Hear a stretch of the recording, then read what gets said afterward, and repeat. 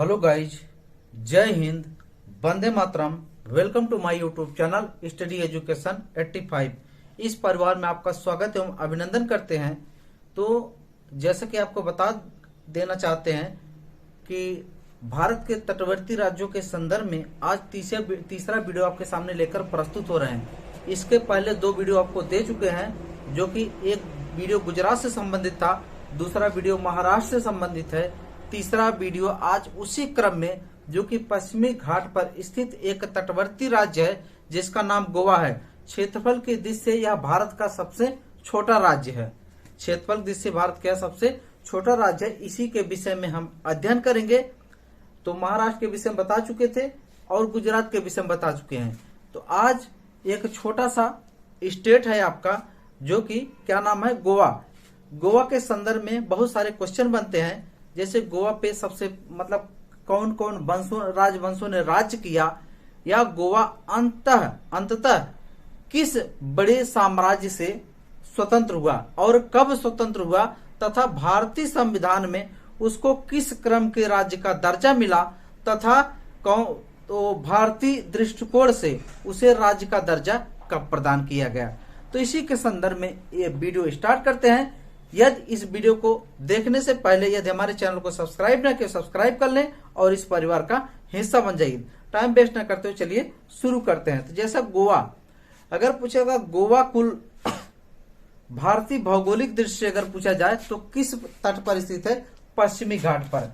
ये आप पूरा मैप देखेंगे, ये वाला गुजरात, महाराष्ट्र, इसके बाद ये वाला क्षेत्र आपका गोवा है। कौन सा है, गोवा। गोवा कुल मिलाकर पश्चिमी घाट पर स्थित है। अगर पूछेगा गोवा किस तट के अंतर्गत आता है, तो ऊपर गुजरात वाला क्षेत्र देखे काठियावाड़ तट है। इसके बाद इधर गोवा वाला क्षेत्र और महाराष्ट्र वाला क्षेत्र जो है, इसको क्या कहते हैं, कोंकण तट। कौन कहते हैं, कोंकण तट। इसके बाद आगे बढ़ते हैं, थोड़ा कन्नड़ तट हो जाता है।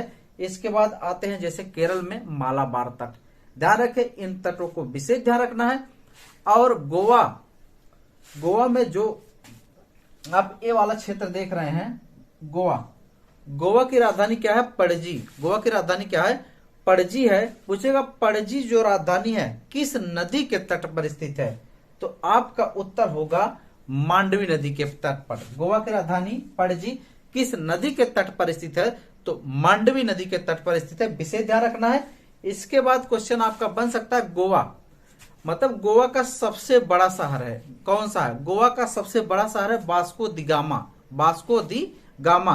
अगर कहेगा वास्को डी गामा जो है भारत कब आया था, 1498 ईस्वी में। किसके रूप में आया था, एक पुर्तगाली नाविक के रूप में आया था। वास्को डी गामा कुल भारत 3 बार आया था। तीसरी बार भारत का गवर्नर यानी वायसराय, वो गवर्नर बनकर आया था। ध्यान रखिए, वास्को डी गामा पहली बार आया था तो किससे मुलाकात किया था, वास्को डी गामा राजा जमोरिन से। वास्को डी गामा भारत आने से पहले अगर आपसे पूछा जाए, तो वास्को डी गामा भारत आने से पहले Cape of Good Hope, Atlantic महासागर में स्थित मार्ग है, जो कि दक्षिण अफ्रीका के संदर्भ में पहुंचता है, वहां पर आशा अंतरिक्ष द्वीप पर।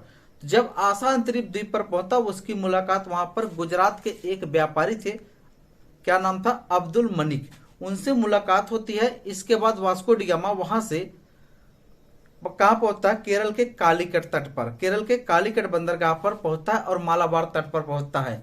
तो वहां पर वो मुलाकात उसकी राजा जमोरिन से अपने साथ कुल 3 जहाजी बेड़ा लेकर आया हुआ था।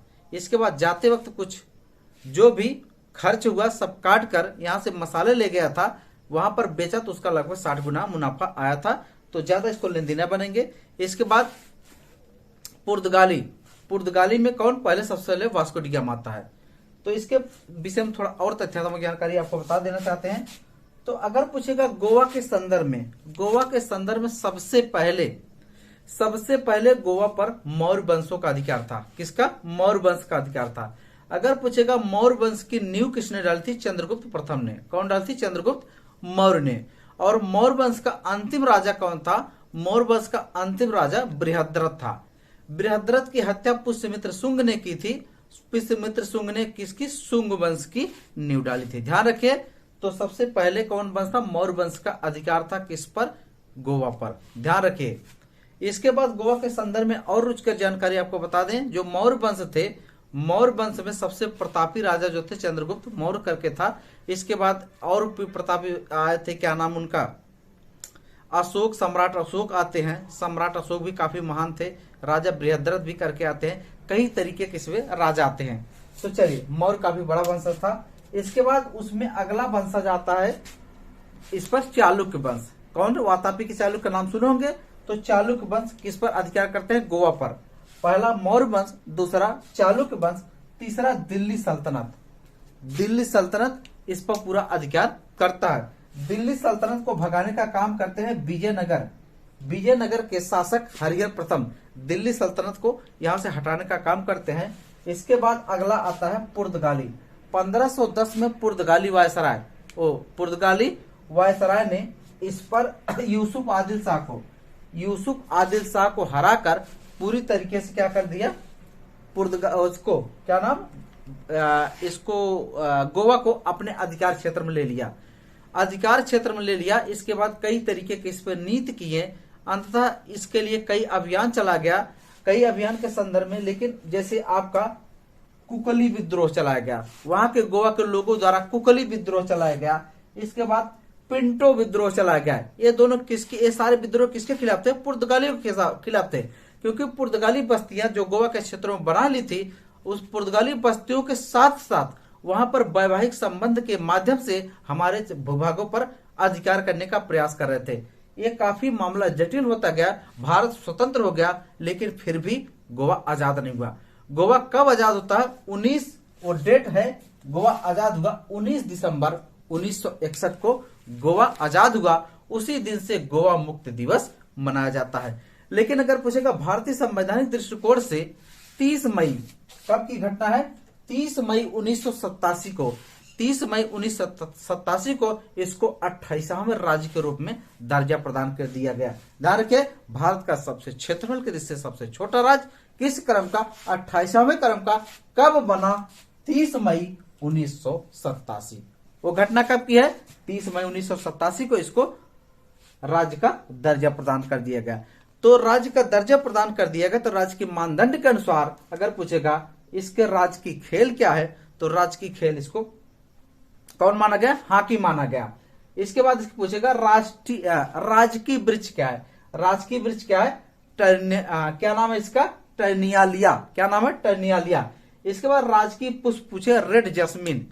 कौन सा पुष्प है? Red jasmine. इसके बाद राष्ट्रीय पक्षी पूछेगा तो आप रूबी में लिख सकते हैं या आपका पीला बुलबुल। रूबी होगा या पीला बुलबुल क्या होगा? इसकी राष्ट्रीय पक्षी। इसके बाद राष्ट्रीय पशु पूछेगा गौर। राष्ट्रीय पशु क्या है इसका? गौर, गोवा का।